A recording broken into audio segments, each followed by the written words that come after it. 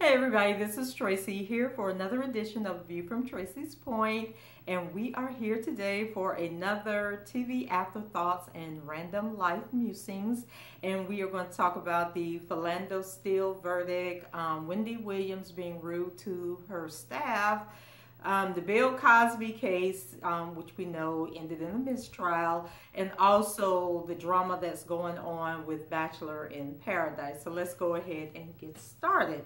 So I hope everyone's enjoying their weekend. I see in some places around the country it's like 110 degrees. I don't know if I could handle it because I'm battling with the 90s that we have here in Florida. But I hope wherever you are, you're staying cool, but you're also enjoying your Saturday.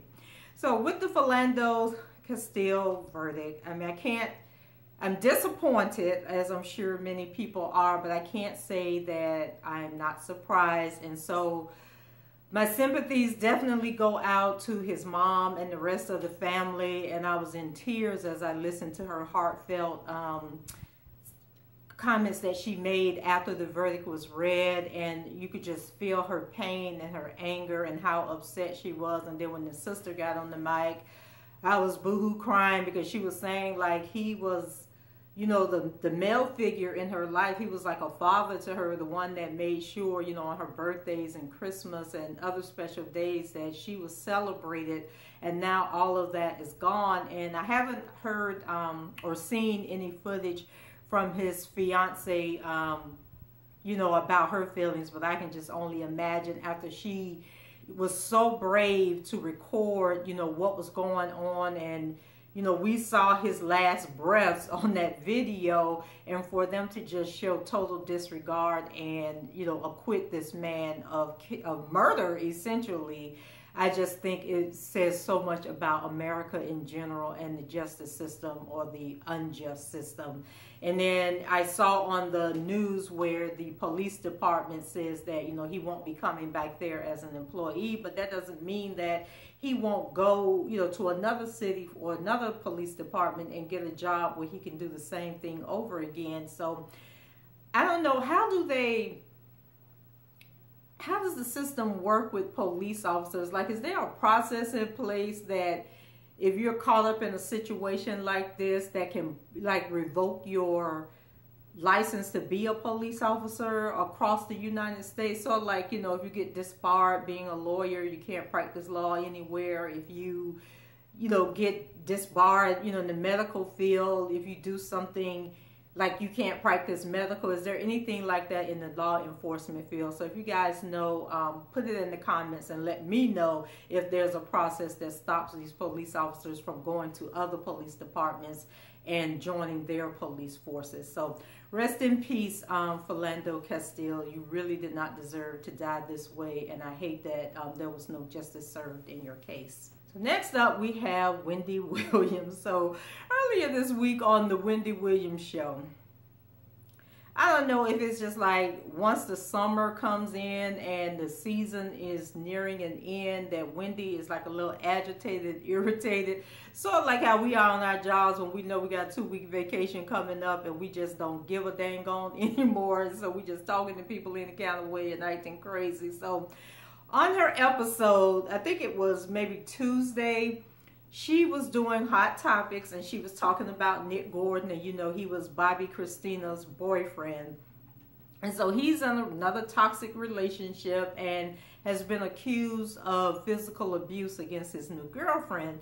So while Wendy was telling the story, Suzanne, who's one of her executive producers, and she's the one that's controlling the camera and the audience and keeping them hyped up, she giggled or something, but it distracted Wendy. So then Wendy turned to her and was like, that was not funny. And so Suzanne was like, I have no idea why I laughed.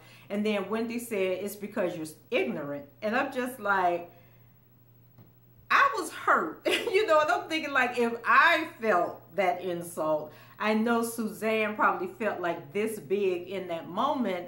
You know, but what was she going to do, you know, other than say, you know, I didn't mean anything about it? Well, Wendy's watchers obviously got on Wendy about it. So the next day she, you know, pretended to apologize, and she said, what did she say? Oh, she said her and Suzanne were having a moment. You know, they're going through some things, and it was kind of like I was still hurt for Suzanne, and then you can tell that they both got kind of emotional, and then Suzanne went over and Wendy hugged her, but I did not hear Wendy say them two words, "I'm sorry," or "I was wrong." You know, she was just kind of fluffing over the whole situation. And it really just bothered me, one, that she couldn't apologize. But at the end of the day, we don't know what Suzanne laughed about. It could have been something, you know, that happened behind the scenes. It could have been the way Wendy said something, or some characterization that she used. Or it could have been something that happened in the audience, like maybe an audience member, you know, did something as a response to the story that Wendy was telling. But whatever it was, Wendy, you were so out of order, and that was so inappropriate. And I would just look at you differently. And if I was Suzanne, I would just really question your integrity and the relationship that you two have, that you would say something so offensive to her, because I know I don't want nobody calling me ignorant, dumb, or stupid. Somebody I know, and like we have a relationship together, and you call me a name like that, I just don't think I can look at you the same ever again. So let's hope that the break finally comes up. I think usually Wendy goes on break the end of July, so let's hope that these next few weeks go by without a hitch and without her insulting anybody else on her staff. So then next up we have Bachelor in Paradise. So I have never seen this show before. I have never heard of this show before until this incident came up. And so if you watch The Bachelorette, which they say that the ratings are continuing to drop on The Bachelor and The Bachelorette, so they don't know how long the shows are going to last. But I just can't get interested in those shows. But evidently, Bachelor in Paradise is like a spinoff of the Bachelor, Bachelorette franchise that airs on the ABC network. And there's just like a lot of tomfoolery going on. You know, I tried to watch The Bachelorette this season because they have the first black bachelorette, and I wanted to see, you know, how the show was going to go. So I really don't have much to compare it to, because in, you know, when I tried to watch the show years ago, after the second or third episode, I was done. I couldn't keep up with it. And that's kind of like what happened this season.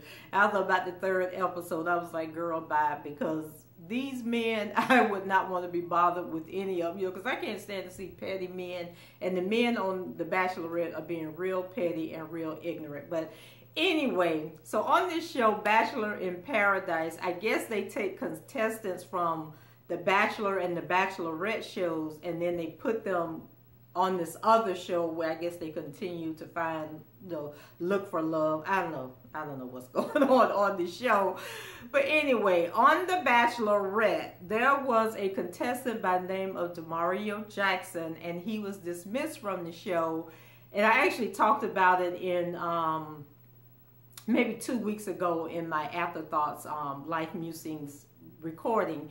But anyway, he was dismissed from the show by Rachel because his living girlfriend appeared on set and busted him out for being a liar and a cheater. And she claimed that he left one day and just never came back. And then she was looking at TV like 3 weeks later and saw him on the final episode of the Bachelor series season from the season before.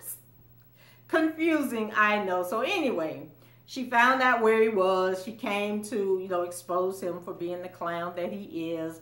Rachel dismissed him from the show. He showed up the following episode. He just showed up and said he needed to talk to her, and then I forgot to tune in, so I don't know what happened, but he wasn't allowed to come back into the house. So now, fast forward to the recording of Bachelor in Paradise, and Demario has found himself in trouble again. So him and another contestant by the name of Corinne Olympios, who was a former contestant on the Bachelor series, because they go Bachelor, Bachelorette, Bachelor, Bachelorette. So anyway, from what the blogs are saying, this Corinne chick was very unladylike when she was on The Bachelor. She was drinking, she was talking about, you know, her sexual prowess and, you know, what a badass she was and in bed and how she'd get in bed and all this other stuff. So evidently her and Demario, after a day of heavy drinking, were in the swimming pool and they started having sex. And then some reports, I think I heard on TMZ, said that he couldn't get an erection, so that he started performing oral sex or something on her. But anyway, they were in the pool having sex, and of course it's a reality show, so that meant that there was a film crew somewhere around filming. So all of this is caught on tape. But then one of the producers got in their feelings, and I'm assuming that it was a female, and so she felt that, I guess, there was some kind of sexual assault going on or inappropriate behavior, and it caused them to stop production on the set and to dismiss the cast, you know, as they deal with this. And now people are saying that, you know, the show is going to be canceled for this season, and it may be canceled, you know, all over, you know, the entire series may be canceled because, you know, of this incident. And so it's like another he said, she said. You know, there are some people that were saying she was a willing participant. Others are saying they couldn't tell, that she was passed out.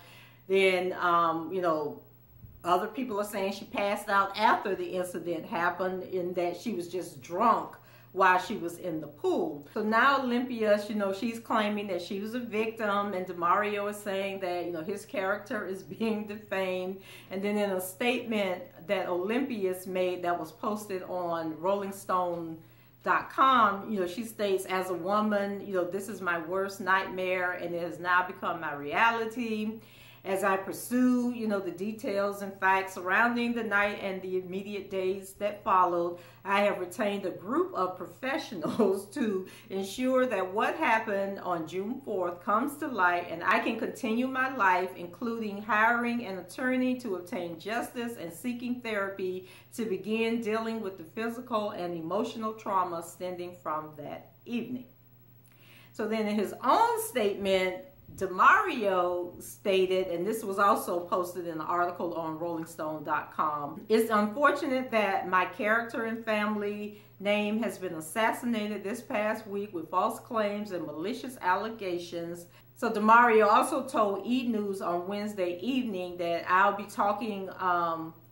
be taking swift and appropriate legal action until my name is cleared, and per the advice of legal counsel, will be seeking the available remedies entitled to me under the law. So this whole mess goes to the heart of, when does a person give consent, and why women are considered to be too drunk to give consent, but a man has to know all times whether a woman gave consent when they are equally drunk. And so according to unnamed cast members, you know, like I said earlier, the two had been drinking heavily all day. So why could they not be equally drunk and equally not knowing what they were doing, especially when they knew that the cameras were rolling? So then yesterday on TMZ, you know, they were talking about Olympios, you know, stating that she was so drunk that she doesn't remember anything about that night. She doesn't remember what happened before, and she doesn't remember what happened afterwards. So then the team on TMZ started debating, like, if you don't, whether or not you don't remember what happened, you know, from the point you blacked out going forward, or if you also can't remember what happened before you blacked out. So here's somebody that's saying, I was so drunk that I don't remember what happened, but then you clearly have people that were witnessing what was happening saying that no, she was drunk, but she wasn't blacked out. And so regardless, I just want to understand the need for people to use drugs and drink to a point where you're no longer, you know, aware of your surroundings. You're no longer aware of what you're doing. You cannot make good decisions, but then you want to accuse people of doing things. So if you don't remember what happened that entire evening, how do you know whether or not you were a willing participant, I guess is what I'm trying to understand. And I think maybe part of the whole rape culture campaign that's taking place, you know, across America should be exploring, you know, why is there such a dependency on alcohol, you know, to have a good time? Like, why people can't just go out, you know, maybe have a glass of wine and just enjoy the company of other people. Like, why are you just drinking and drinking and drinking to a point where you passed out and don't know what's happening in your life, don't know what's happening with your body, don't know what you're saying, what you're doing. To me, that is like the craziest part of the whole thing. It'll be interesting, you know, to see if the situation will help or hurt, you know, the whole rape debate, or if the show is simply capitalizing on, you know, the fact that rape and the culture of rape is in the forefront right now. Like, are they so desperate for ratings that they're trying to capitalize on that and, you know, letting this whole thing go down? Because if there were people that were actually there, the camera crews, the producers, and even other cast members who witnessed them and knew that they were drunk, why didn't they just tell them, get out of the pool, go sleep it off? Why stand there and continue to video the entire episode, which was so inappropriate, that people having sex in the swimming pool? Like, is Bachelor in Paradise turning into porn in paradise? Like, it makes absolutely no sense to me. And maybe that's a sign that I'm getting old, that none of this, like, maybe to the younger people that this is hip and thing to do, but for me, it makes no sense. And I talk to my daughters all the time, like, don't be out there drinking to the point that you pass out and don't know what you're doing. Like, to me, that is just so crazy. And then, speaking of the whole rape thing, we move on to the Bill Cosby case. So the Bill Cosby trial ended in a mistrial on all 3 counts. So he was charged with 3 counts of indecent sexual assault or something like that. So I know one of the charges had to do with giving someone an intoxicant for the purpose of having sex with them. And then the other 2 charges had to do with, you know, consent, like whether or not the person consented. But in any event, the jury was deadlocked on all 3 charges, and the judge, you know, after 50 hours of deliberation, I think they deliberated for like 5 days, the judge finally declared a mistrial in the case. So one thing I want to say is I really wish Mr. Cosby would get a new PR team, because I don't know what was going on with that brother that he had speaking on his behalf during this trial. So I just didn't feel that the PR team, and he said what the name of his, and I thought that was kind of tacky too, because he said his name with the whatever the name of the firm was, and I was like, yeah, good, let people know the name, so when they're looking for a PR team, they can skim on by your association. So I just didn't feel that the guy rose to the level of esteem that I see Bill Cosby in his career. And then I got to thinking, okay, well, maybe it was part of the strategy to get some ratchet loudmouth out there to say things that Mr. Cosby would never say. And maybe the PR team was playing to the whole, you know, the reality TV, social media frenzy, you know, that's taking over the world. So maybe that was the purpose of it, you know, to hype it up and get people, you know, to talking and paying attention, because you know the people on Twitter was going ham. And then he also had somebody working his Twitter account and posting pictures of supporters and everything. So maybe it was all a strategic plan. So then I wanted to share a story with you guys that I kind of, I don't think I ever really talk about this, but it kind of goes to kind of like with this case. No, I have never been raped before, so we ain't going there, but it lends to the state of mind that women are in, you know, and how they get themselves into these situations. You know, and they want to say that the only thing that matters is that, you know, the man raped the woman or did something to the woman without her consent.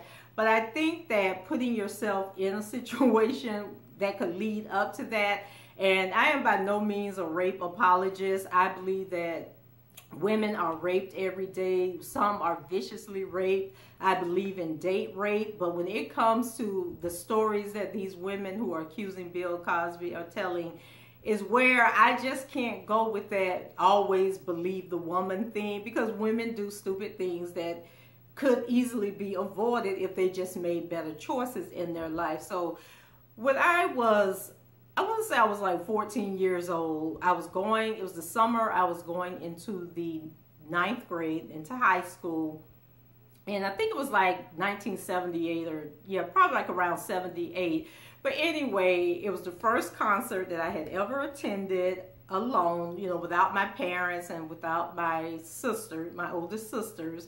So it was me and a friend of mine named Alberta. We were going to see, it was the Commodores, LTD, and I can't remember who the third group was, but it was one of those, you know, popular groups during that time. But I remember the Commodores were headlining the group. So we go to this concert, and after the concert, somehow my friend got backstage, and she met up with some of the band members for one of the groups, and I want to say it was, I don't know if it was LTD, and I cannot remember what this third group was, but it was a popular group. I can't remember. But anyway, so it was some band members she had then met up, and so they was, if you know anything about St. Petersburg, we used to have this place called the Bayfront Center Arena, and it was like this huge arena where all the concerts were held. And now it's called the Mahaffey Theater, which is like a smaller version of the Bayfront Center. So across the street, there is a Hilton Hotel, and when people would come in to perform at the Bayfront Center, they would stay at the Hilton. So somehow she got up with these guys. They told her what room they were going to be in. So here we go, you know, with our little naive, well, I was naive. I don't know what she was thinking.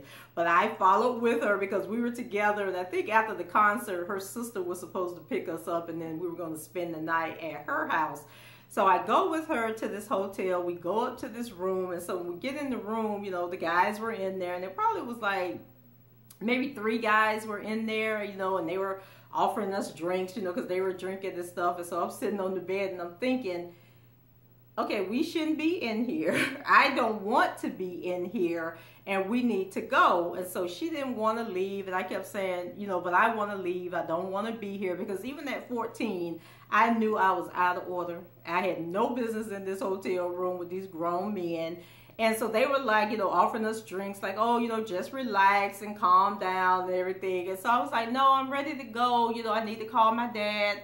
Actually, I said to her, we need to go. You know, we need to call your sister. And so she said she wasn't going to leave. And I said, well, then I need to leave because I need to call my dad to come get me. And so she was like, oh, you're acting like a baby. You know, why are you being like this? You're ruining our fun. And so after a while, I was just sick to my stomach. Like, my stomach was cramping. And I'm just like, I have no business in here. You know, if my family find out, like, I got to go. I got to get out of here. So then finally one of the guys was like, okay, well, go ahead and leave. So I got up to leave. And then I was thinking, you know, one of the things, you know, I had learned was like, you know, first time going out, you know, without my family is you never leave your friends. You know, you go together, you leave together.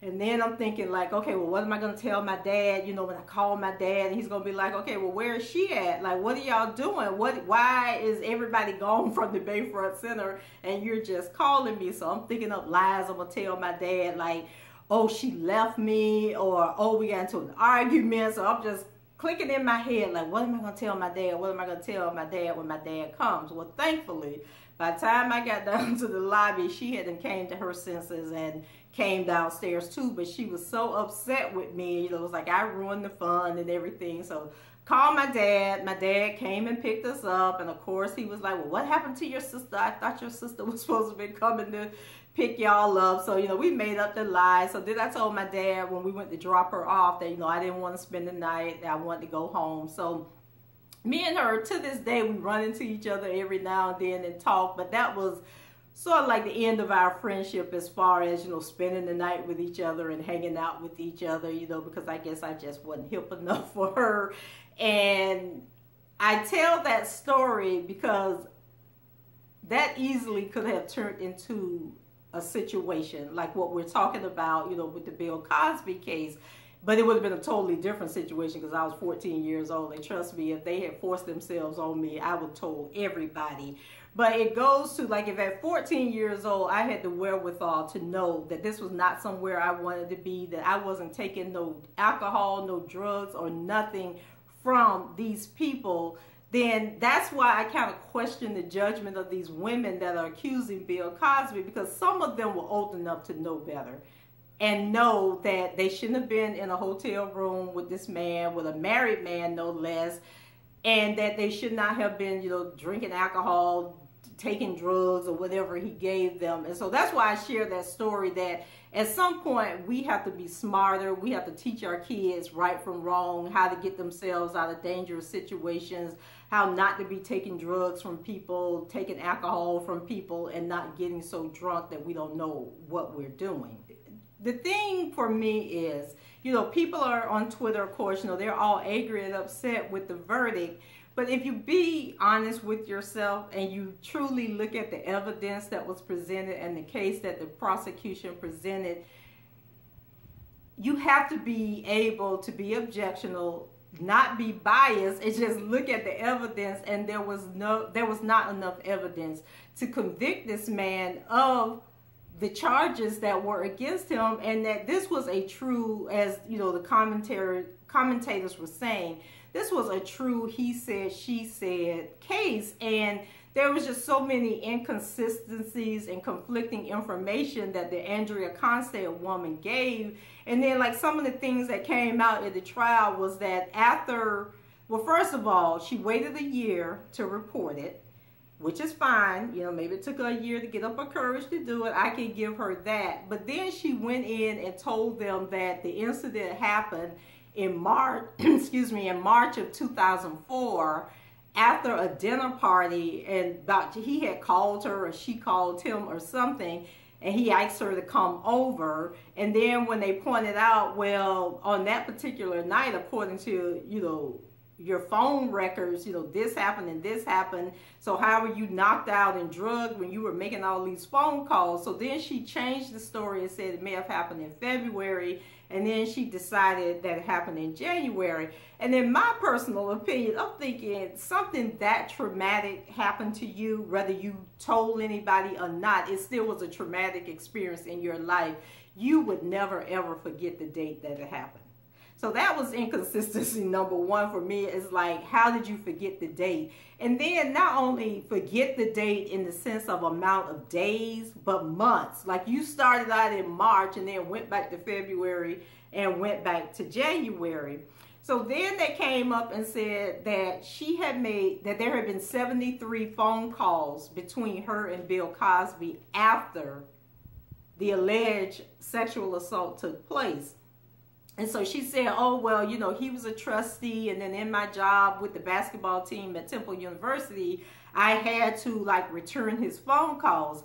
Okay, that may be fine. But then we find out that 53 of the calls were from her, which meant that 20 of the calls were from him, if I'm doing my mathematics correctly.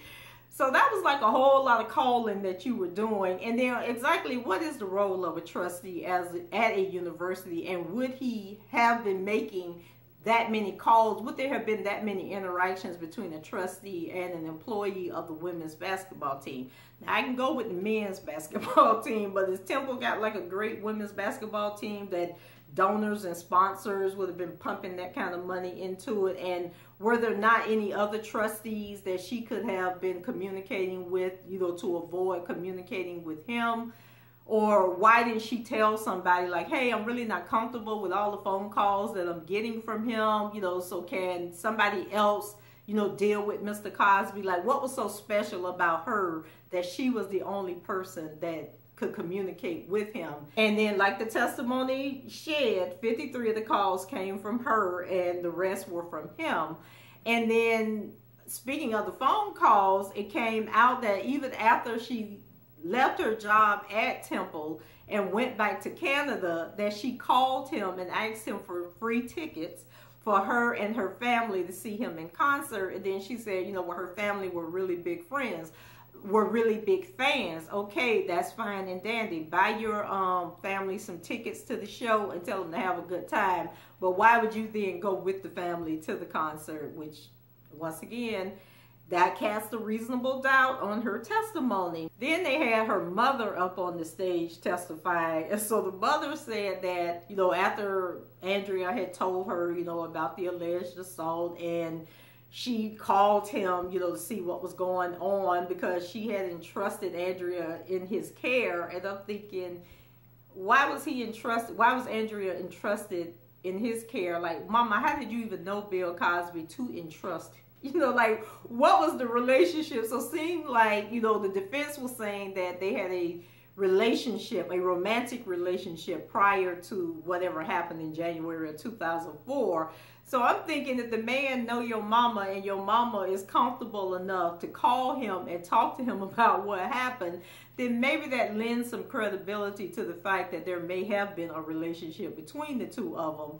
So then the mom was recording the phone conversation. So she had a recorded conversation where he talked about paying for the daughter to go back to college and, you know, get her degree or whatever. And so I'm thinking at that point, like, why did she leave Temple University? Was she fired from Temple, or did she quit? Like, what was that all about? And then he was trying to pay for her to continue her education, and he was going to cover her tuition, you know, but the mom turned that down because I guess they figured they had bigger fish to fry. But anyway, in the course of the first alleged conversation that was not recorded, you know, I don't know why she didn't record the first conversation but recorded the other conversations. Maybe she was trying to get him to repeat some of the things that she claimed that he said on the first recording. But anyway, on the first, not first recording, but the first conversation. So on the conversation, she was asking him, you know, what did you do to my daughter? And then I guess he explained in detail, you know, about the sexual liaison that took place. And I'm thinking, okay, how embarrassing is that?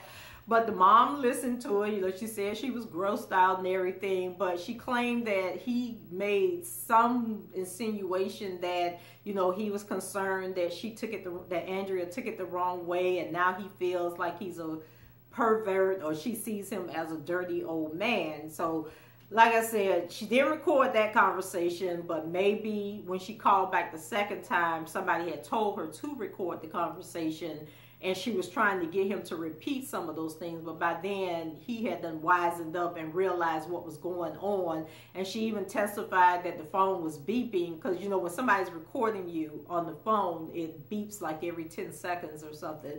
And so he was hearing the beeps and asked her, you know, was he being recorded? And she said, no, that was something else that was going on.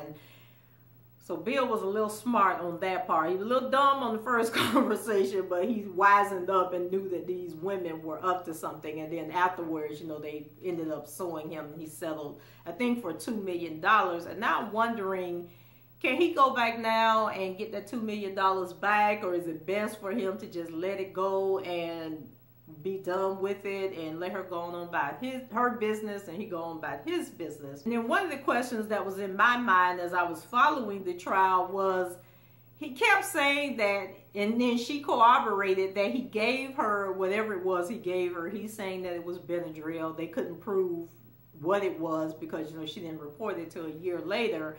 But he said he was giving her the pills for her to relax.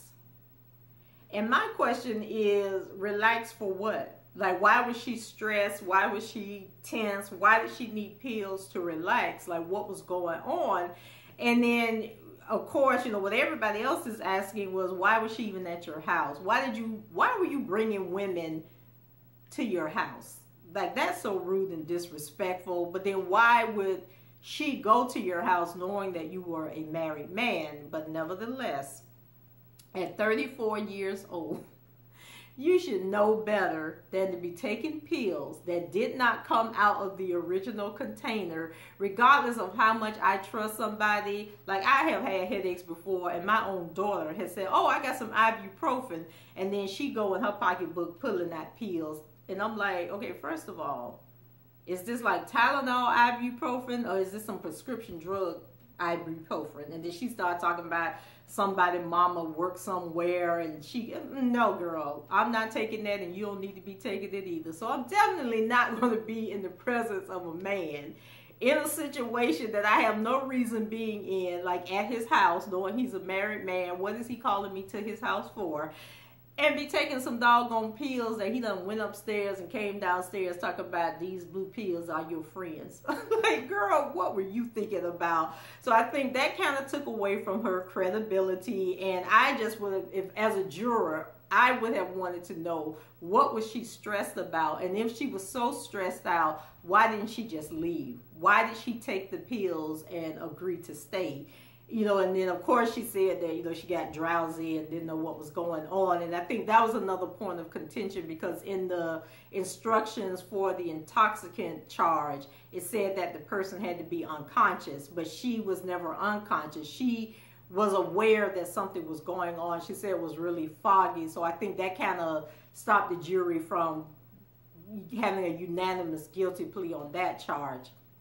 And also, like, with Bill Cosby and all these other accusations that are out there, do anybody know if he actually had sexual intercourse with any of these other women? And when I say sexual intercourse, I mean, like, did he ever put his penis into anybody else's vagina? Because it seems like most of the cases I've heard about, the women have been knocked out or incapacitated in some level, and then he was doing some freaky deaky finger touching, feeling type of stuff going on. So, like, is this a sick sexual fetish that he has?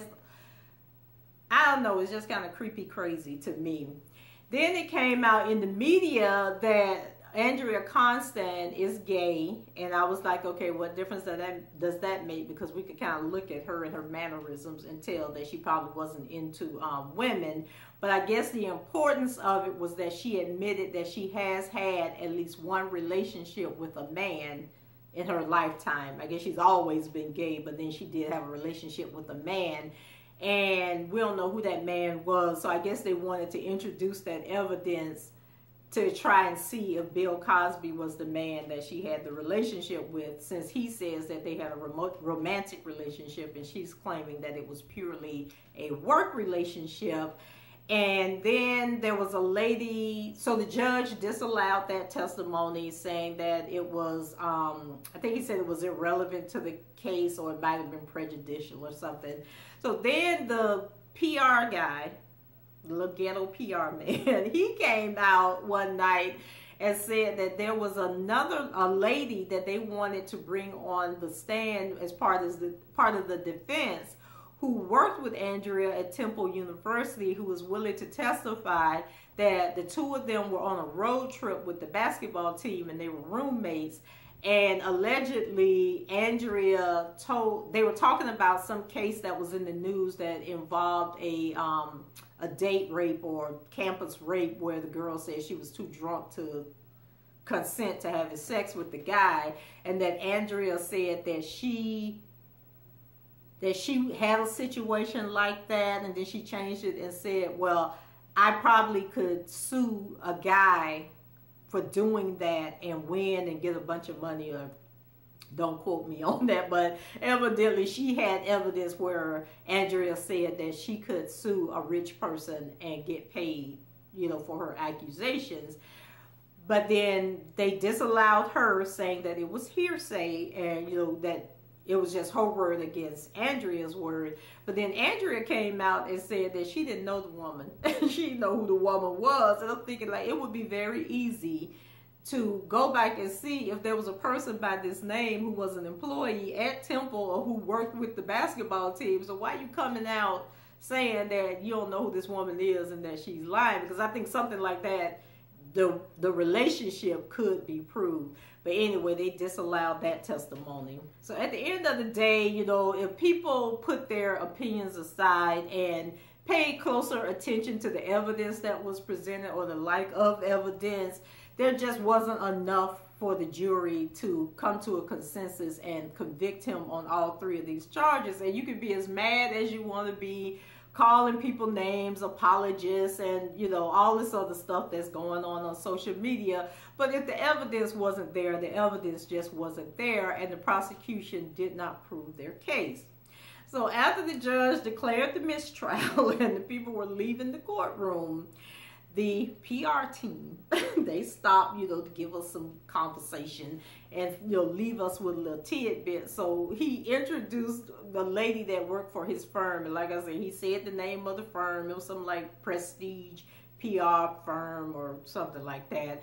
So the lady reads a statement from Camille Cosby. And, you know, everybody was like, well, where's Camille? Where's Camille? Because, you know, Keisha Knight Pullman showed up one day, I think the first day, and then there was Sheila Frazier that they said starred as an actress that starred in some of them like exploitation films in the 70s.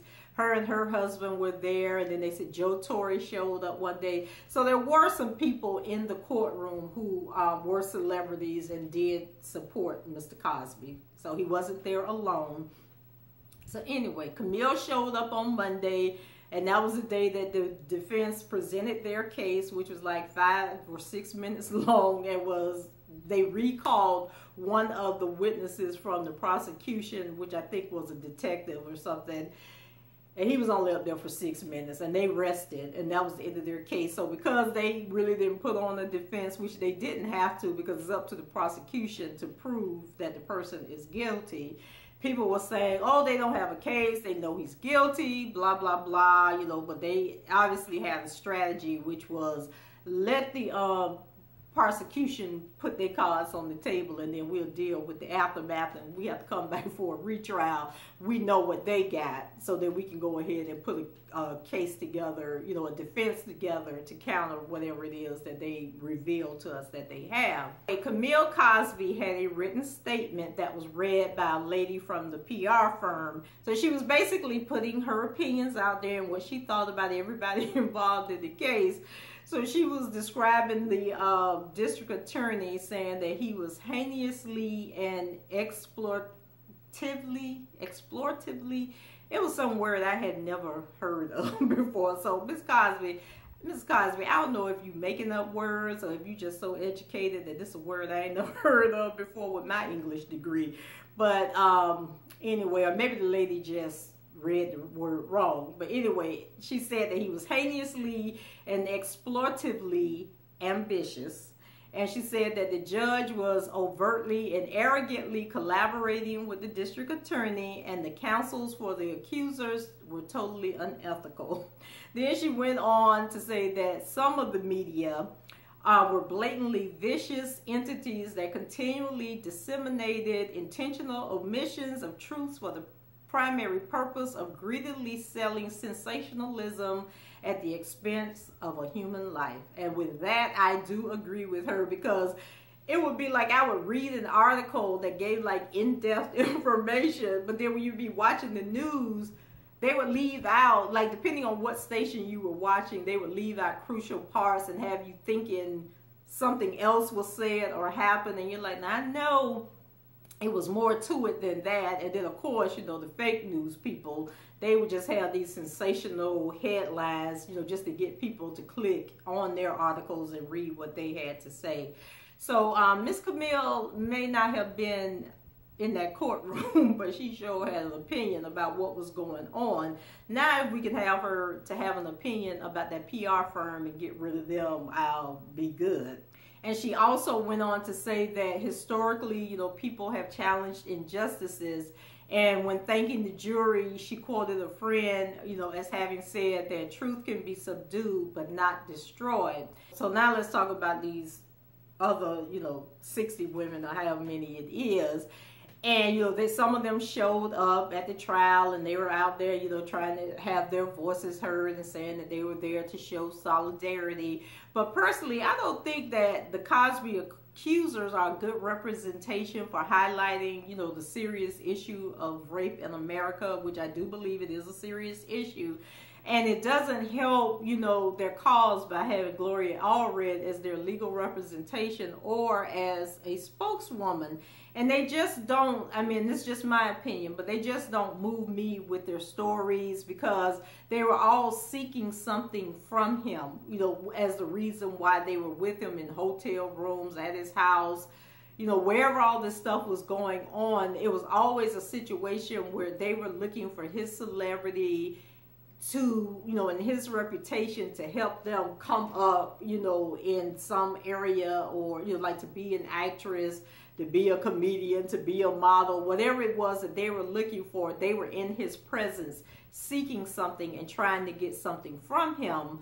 And, you know, so it kind of, you know, and like it goes back to what I said, you know, the story that I shared with you guys, that regardless of why they were with him, you know, why they found themselves in this hotel room or wherever it was,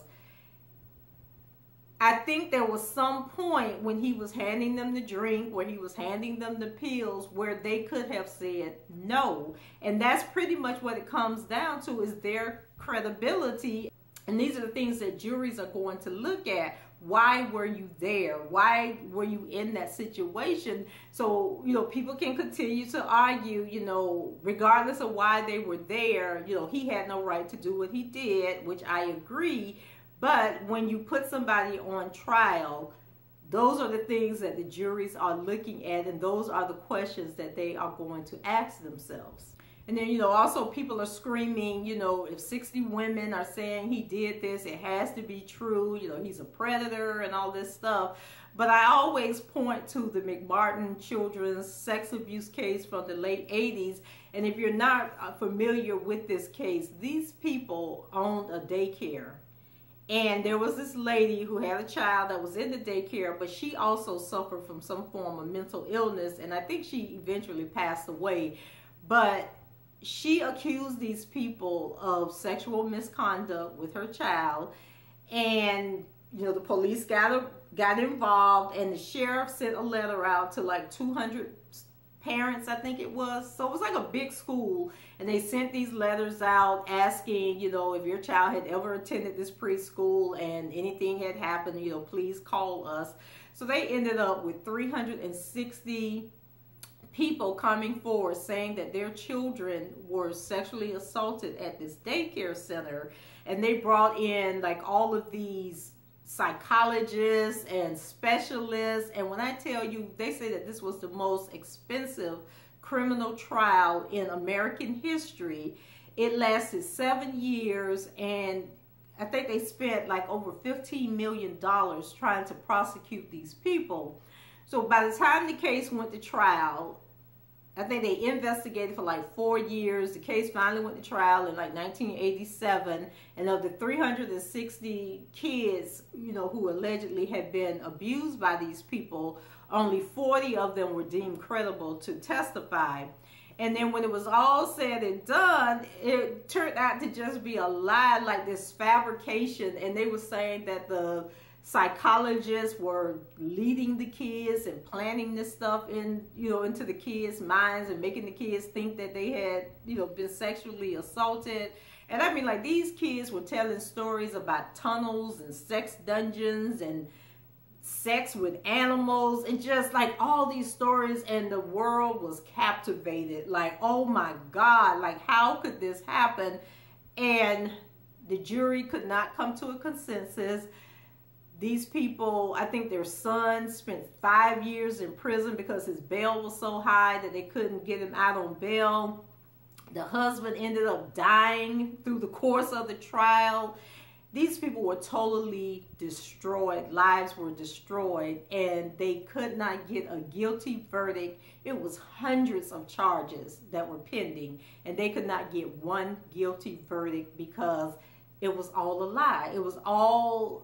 These kids had, manipulated. And I know you're saying, okay, well, they were small kids, but it's the same thing. Like, you may have had 1 or 2 women, who say that they were sexually assaulted by Bill Cosby, but now you got women just coming out of the woodwork who may have had sex with Bill Cosby or been in a situation, a consensual situation, but they're just jumping on the bandwagon and feeding the frenzy and getting the notoriety that they were never able to get 30 years ago. So to say that, oh, they got to be telling the truth because there's 60 of them, does not make sense, because we have cases in history where it's been a whole bunch of people claiming the same thing and it was not true. So don't use that as a basis to say, oh, he's guilty, because so many people said it happened. So of course people were pissed, because Friday night Cosby came out and he talked to the crowd, and he basically, was thanking his supporters for being there, but he also wanted to let them know, like, don't be arguing with these women,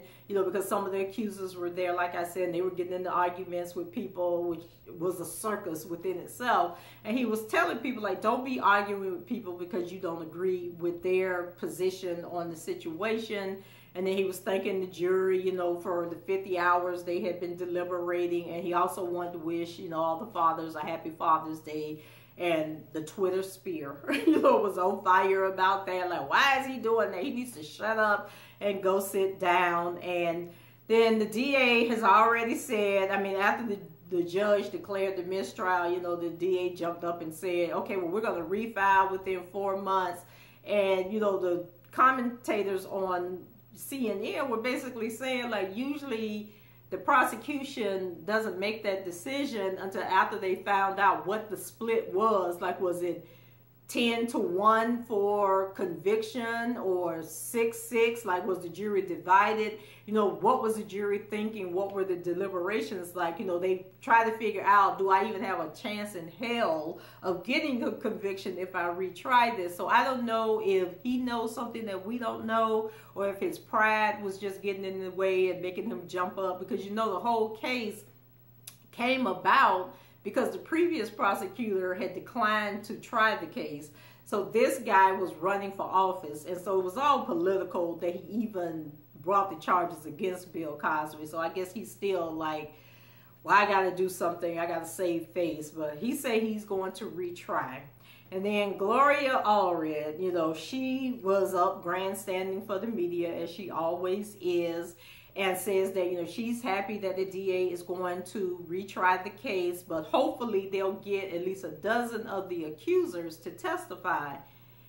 And I was like, okay, the judge already said that all these people can't be coming through the courtroom. He did allow one woman to testify, and she was so irrelevant that I don't even remember what she said, what her testimony was all about. And I did find it a bit strategic that, on Allred's part, that she had like several, well, I guess it was only like 2 or 3 black women that accused him, but she had them all there but Beverly Johnson. And I think that was kind of like to say, okay, this isn't a race issue because he did this to black women also. So she had them up there telling their story, and it just was like a circus. And I guess if you believe them, you thought it was great. If you don't believe them, you was like, can they please go sit down somewhere? But I did find it quite hilarious that while Gloria Allred was up talking, that the media outlets, so they had these podiums, and the podiums had like all these microphones clipped to it. It probably was like 30 microphones up there. So while she was talking, why did the people start coming up, unplugging and taking their microphones? And I'm just like, y'all look so damn rude and disrespectful. But I was laughing when they did that to her. So guys, what do you think? Should the accusers be allowed to testify if there is a retrial? Considering that most of them never went to the police with their accusations, and there is no record, there's no proof, there's nothing to prove that he did anything other than them coming forward saying, hey, this happened. And a lot of them receive money from him, to just shut up and go away. So does that make them credible witnesses, and should they be allowed to testify if there is another trial? And then would their testifying be grounds for an appeal from the defense, since like this case is basically he said, she said, and there is no tangible evidence to prove that anything happened. So anyway, that's it for me. I know this was a long video, but I had a lot to talk about. So go ahead, leave your comments below, rate the video, and subscribe to the channel if you haven't done so already. And until the next time, I will talk to you guys later. Bye-bye.